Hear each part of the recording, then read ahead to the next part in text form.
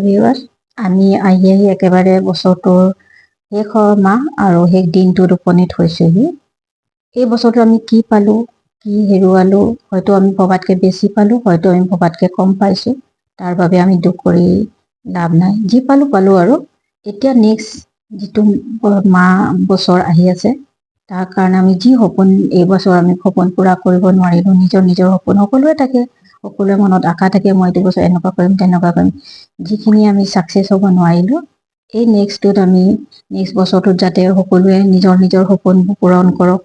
আৰু এই সপোন পূৰণ কৰিবলৈ আমি যথেষ্ট কষ্ট কৰিবলৈ, বিনা কষ্টত আপুনি ছাকচেছ হ'বই নোৱাৰে। যি ক্ষেত্ৰতে হওক, কৰ্মক্ষেত্ৰতে হওক বা যি ক্ষেত্ৰতেই নহওক, আপোনাৰ কষ্টৰ প্ৰয়োজন সকলোতে আছে।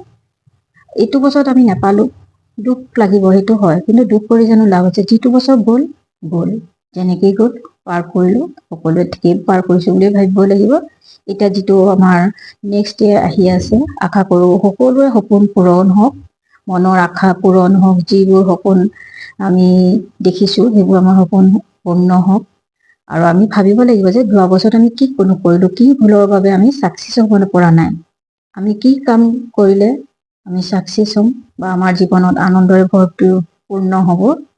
শেষত বেছি কৈতো লাভ নাই, মই নাজানো নিউ ইয়েৰ বুলি সকলোৰে মোৰ নতুন বছৰৰ শুভেচ্ছা থাকিল।